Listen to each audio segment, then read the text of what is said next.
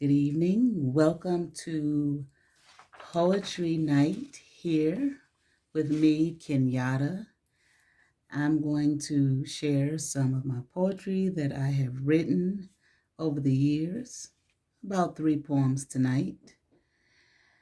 This first poem, I don't have a title for it, but it was written based off of my memory of going into a store when I lived in Washington, D.C., and an older man asking me where a particular product was.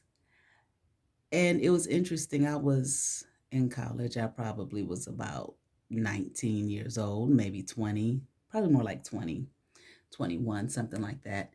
And what he was asking me for was right in front of his face. So I gave it to him. I didn't think much of it. And we moved to another side of the store, and he was asking me where a product was that was right in front of his face. And after about the third time, I realized he couldn't read. So years later, I was thinking about that man. So I wrote a poem based off of that. And here it goes. Did you ever hear the story of the man who read by pictures? He read by pictures, wrote by pictures. He lived his life on such a fixture. He couldn't read a thing.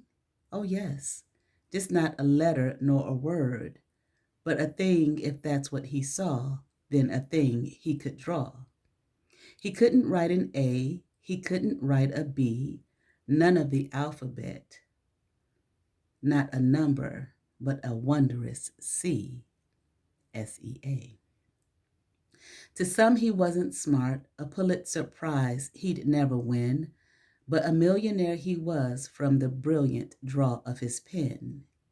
His pen, his pencil, his paints, a canvas, and a will, he drew his life from 5 to 90 and taught this world to read from within.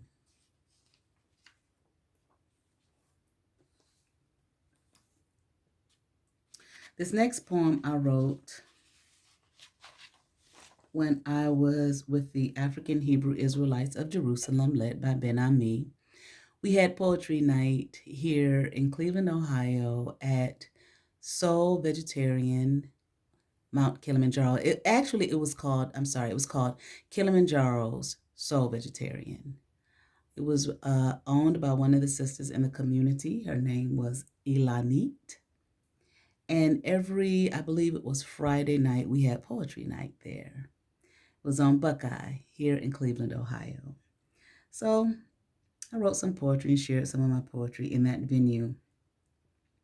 Now, this poem, if you write poetry, sometimes you kind of scribble and cross out things, so on and so forth. And that's what I did here. So I haven't read this poem in a long time. So if I stumble, that's because I'm reading over some of my chicken scratch.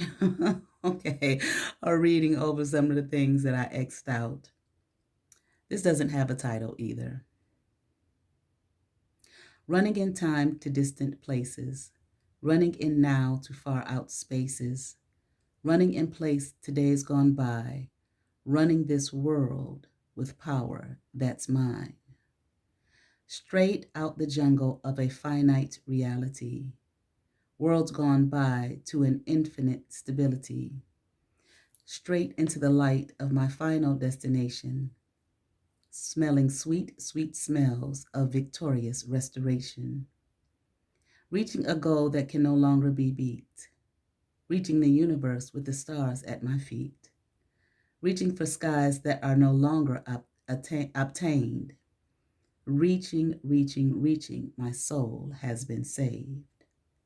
Right in the time when everything's wrong, right at the time when right's in my bones, right to lead left and left to be right, right this play out, your words are of might, right this play out, your words are of might, right this play out, your words are of might, walking, dancing, playing, singing, dreaming, being, loving, hating, wishing, thinking, staying, making, eating, working, wanting, having, planning, storing, drawing, starring, caring.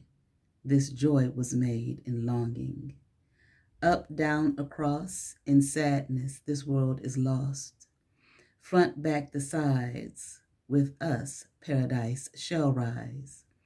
Backwards, forwards, then back again, with glorious submission, the war shall begin.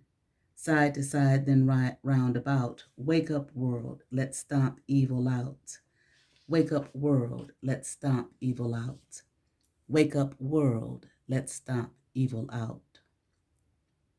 North, south, east, and west, it's up to us. We are the best. It's up to us to stand the test. It's up to us to make, rebuild. It's up to us. It's time to heal.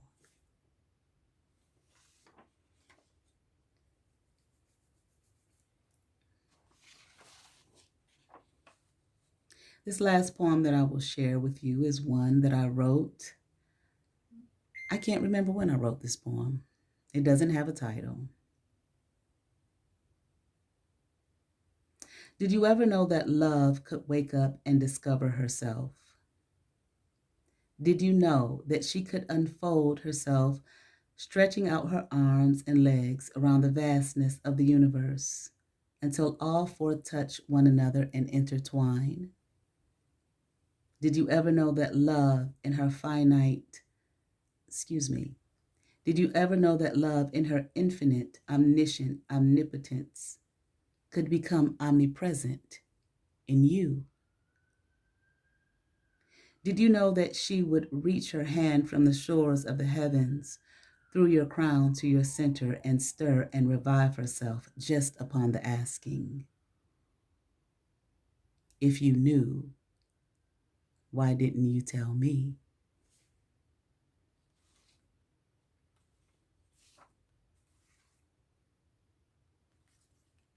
And I'll share one more. This one is called Flame Thrower. This one has a title. I wrote this poem when I was with the African Hebrew Israelites of Jerusalem to read on Poetry Night. I am the infamous flame thrower. The words from this frame are lethal, my tongue as a two-edged sword. The thoughts from my dome convict, my presentation defined to restrict. When I'm at the beamer, you dare not conflict. These things from my world come too quick. I am the infamous flame thrower. From my mouth, flames order forth to destroy. Lies, deceit, horror, and hate, these flames are created to bring joy. This gift of mine won't be ignored.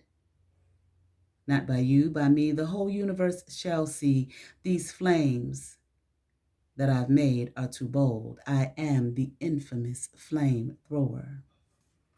Always, I'm in conception. The flames in my wound get the proper nutrition. When birthed, they bring forth intervention of falsehoods made in all dimensions. I am the infamous flame thrower. My flames suckle on my mind for raw energy. They follow me like swans to the swan.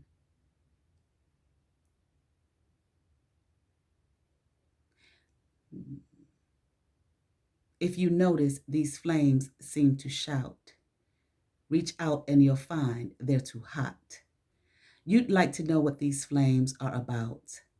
They are charged, never burn out. I am the infamous flame thrower. I am the infamous flame.